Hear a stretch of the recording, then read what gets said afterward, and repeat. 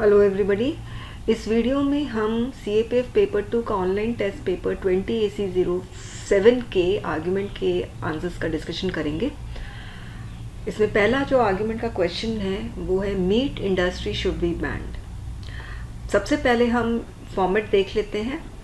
तो आप देखिए इंट्रोडक्शन है, इंट्रोडक्शन के नीचे आप लिखेंगे और कोई इंट्रोडक्शन के साइड में भी लिख देता है बगल में, मगर लिख सकते हैं। मगर अगर आप चाहते हो आपके आंसर स्क्रिप्ट नीट और टाइडी रहे तो फिर आपको नीचे लिखोगे तो अच्छा लगेगा।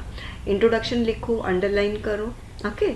फिर उसके बाद थोड़ा गैप देकर फॉर लिखो, अंडरलाइन करो और फिर नीचे से शुरू करो। फॉर के यहाँ इसके बगल से मत शुरू करना, नीट नहीं लगता है फिर आंसर स्क्रिप्ट। और कोई लिखते हैं फॉर भी लिखते हैं और फिर साथ में लिखते हैं meat industry should be band because. For जब लिख रहे हो तो इतना लंबा सेंटेंस लिखने की ज़रूरत नहीं है।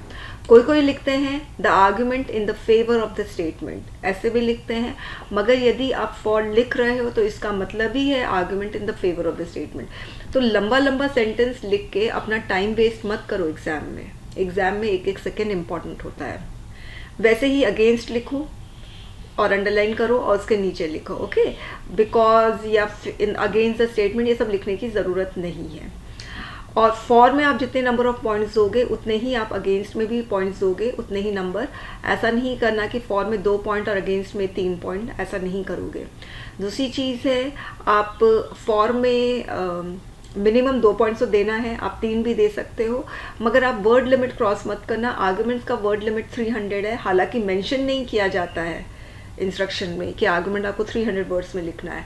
मगर सिंस आर्गुमेंट का मार्क्स है 20 और एस्से के भी, एक एस्से के जो मार्क्स वेटेज है वो भी 20 है, तो उस हिसाब से अज्यूम कर लेना चाहिए कि हम 300 वर्ड्स में हमें आर्गुमेंट ख़त्म कर देना चाहिए, क्योंकि एस्से भी 20 मार्क्स है और 300 वर्ड्स में ख़त्म करना है। और ज़रूरी नहीं है कि जो आप फॉर में लिखते हो पॉइंट उसी को आप अगेंस्ट में काउंटर करो, ये ज़रूरी नहीं है। मगर हाँ, काउंटर करने के लिए है तो ज़रूर से करो। तीसरी चीज़ है, एविडेंस आपको देना बहुत ज़रूरी है। आप कुछ भी आप फैक्ट्स दे रहे हो तो उसके सपोर्ट में कोई एविडेंस दो। नहीं है तो फिर आप कुछ कर नहीं सकते, मगर है तो फिर ज़रूर से दो। अब जैसे मैंने पॉइंट्स लिखा है तो कभी होता है कि मेरे पास भी एविडेंस नहीं होता है तो पॉइंट्स मैं लिख देती हूँ विदाउट एविडेंस, मगर कोशिश मेरी यही रहती है कि हर पॉइंट में मैं एविडेंस दूँ। इंट्रोडक्शन और कंक्लूजन आप हमेशा शॉर्ट रखोगे, कभी भी लंबा इंट्रोडक्शन और लंबा कंक्लूजन नहीं दोगे। कोई कहते हैं इंट्रोडक्शन देना ज़रूरी है, तो बहुत ज़रूरी है। आपको आर्गुमेंट को ओपन करना है, आप डिबेट ऐसे ही नहीं शुरू कर दोगे, मगर डिबेट शुरू करने के पहले आपको बैकग्राउंड देना पड़ेगा। तो आप 1 लाइन का इंट्रोडक्शन दे दो, शॉर्ट एंड क्रिस्प रखो। आप इस इंट्रोडक्शन में हिस्ट्री दे सकते हो, या ये डिबेट क्यों ट्रिगर हुआ है ये बता सकते हो, या इसमें ऐसा क्वेश्चन है आर्ग्यूमेंट का जिसमें वर्ड ऐसा है जिसकी मीनिंग बहुत फेमिलियर नहीं है, तो ऐसे अनफेमिलियर वर्ड का मीनिंग भी दे सकते हो। आप सपोज ऑनलाइन एजुकेशन पे आर्ग्यूमेंट आया तो ऑनलाइन एजुकेशन का मतलब मत देना, वो सभी को पता है, मगर एक्स्ट्रा जुडिशियल किलिंग है इसका मतलब आप दे सकते हो, ओके। कंक्लूजन भी आप एकदम छोटा रखना, 1 लाइन 2 लाइन, इससे ज़्यादा का मत रखना, ओके। ज़्यादा आपको वर्ड्स देने हैं वो है फॉर और अगेंस्ट के। चलिए शुरू करते हैं। Meat industry should be banned, the कोविड-19 pandemic has put meat consumption under the spotlight. तो यहाँ पे आर्गुमेंट क्यों ट्रिगर हुआ है ये मैंने 1 लाइन में बता दिया। अब फॉर में मैं बता रही हूँ कि जितने भी डिजीजेज होते हैं वो एनिमल से ट्रांसमिट होते हैं। फिर मैंने एग्जाम्पल दिया कोविड का, सार्स का एग्जाम्पल दे दिया। Chinese government has already suggested to its citizens that they should cut back on their meat consumption. तो मीट इंडस्ट्री किस लिए बैन करना चाहिए उसका मैंने फर्स्ट पॉइंट दे दिया। फिर उसके बाद मीट इंडस्ट्री जो है इन्वायरमेंट को भी इफ़ेक्ट करता है, हमारे इकोसिस्टम को इफ़ेक्ट करता है, वो मैंने यहाँ पर बताया है। 2019 में ऑक्सफोर्ड यूनिवर्सिटी में अपने एक जर्नल में ये बताया था कि मीट और dairy 60% of agricultural green house gas emit करता है और 83% ऑफ फार्मलैंड लेता है, मगर सिर्फ 18% ऑफ कैलोरीज देता है और 37% ऑफ प्रोटीन देता है। फिर उसके बाद मीट इंडस्ट्री किस तरह से एनिमल सफरिंग का कॉज है ये मैंने बताया है, ओके। 3rd पॉइंट में अगेंस्ट में, यानी मीट इंडस्ट्री को बैन नहीं करना चाहिए, वो अगेंस्ट में मैंने बताया है कि बैन गलत है।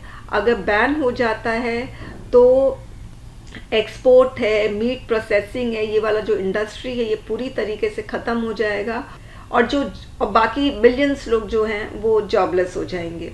फिर मैंने यहाँ पर प्रोटीन के बारे में बता दिया कि मीट में प्रोटीन मिलता है और न्यूट्रिएंट्स मिलते हैं, आयरन, जिंक, तो इसीलिए मीट ज़रूरी है। थर्ड पॉइंट में मैंने ये बताया है the culture of eating food differs across different nations, community, regions and religions. This idea of diversity is non-negotiable as it reflects richness of our global culture.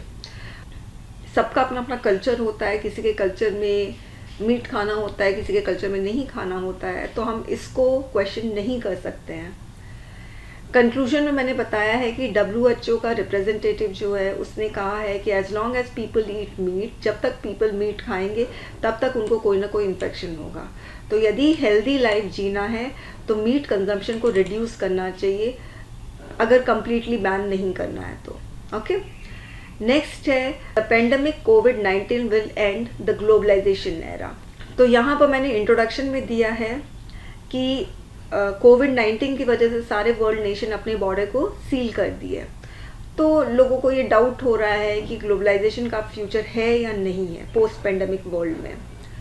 तो it will end the globalisation era, इसके favour में मैंने यहाँ पर लिखा है कि जो कोविड-19 है वो पूरे दुनिया में बहुत जल्दी स्प्रेड किया, क्योंकि इंटरनेशनल ट्रैवल बहुत ईजी हो चुका है इसकी वजह से। तो ग्लोबल इंटरकनेक्शन है, उसको यदि हम कट कर देते हैं, ब्रेक कर देते हैं, तो जो नेशन की वल्नरेबिलिटी है या एक नेशन दूसरे नेशन की वजह से इफेक्ट हो रहा है वो कम हो जाएगा। फिर सेकेंड पॉइंट मैंने लिखा है कि पेंडेमिक की वजह से हमें पता चला कि ग्लोबल ऑर्गेनाइजेशन जो है वो एक फेलियर है, क्योंकि वो पेंडेमिक को कंट्रोल नहीं कर पाया। जैसे कि फिर मैंने एग्जांपल दिया है, जैसे यूनाइटेड स्टेट्स जो है वो WHO को फंडिंग करने के लिए वो WHO को फंडिंग करना बंद कर दिया। तो इससे नेशंस को ये रियलाइज हो रहा है कि हर नेशन को अपने रिसोर्सेज पर डिपेंड होना चाहिए, न कि दूसरे नेशन पर। अब मैंने अगेंस्ट में लिखा है कि हाँ ग्लोबलाइजेशन एंड नहीं करेगा, तो मैंने यहाँ पे लिखा है कि ग्लोबलाइजेशन जो है वो सरवाइव किया, 2 वर्ल्ड वॉर में सरवाइव किया, कोल्ड वॉर में सरवाइव किया, 9/11 के बाद सरवाइव किया, ग्लोबल फाइनेंशियल क्राइसिस हुआ था उसमें भी सरवाइव किया है, और कई एंडेमिक को भी सरवाइव किया है। तो अभी कोविड-19 है, उसको भी ग्लोबलाइजेशन सरवाइव करेगा। सेकेंड पॉइंट मैंने लिखा है कि पेंडेमिक की वजह से ग्लोबलाइजेशन एरा एंड नहीं होगा। फिर मैंने रीज़न बताया है कि countries still needs goods and services, natural resources, cheap labor, skills and capital from one another. Most importantly, international cooperation is still needed to fight all the crises effectively. Okay? फिर मैंने conclude किया है The threats of coronavirus have ignited xenophobic feelings. Xenophobic का मतलब होता है foreigners से डरना, phobia डरना, xeno का मतलब foreign। तो but the world nation must not get overwhelmed with short-sighted interests. At the same time, the ill effects of globalization must be worked upon and social and economic disparities caused by globalization must be eliminated. तो students ये था argument question का answer. और यदि आपको 20AC07 के answers चाहिए, एसे के, रिपोर्ट के, आर्गुमेंट के, फुल लेंथ टेस्ट पेपर के आंसर चाहिए, तो आप डिस्क्रिप्शन बॉक्स में जाना और वहाँ पर आपको दिखेगा 20AC07 का लिंक, उसमें 164 वाले लिंक पे क्लिक करके 20AC07 का मॉडल आंसर आप ले सकते हो। Thank you students.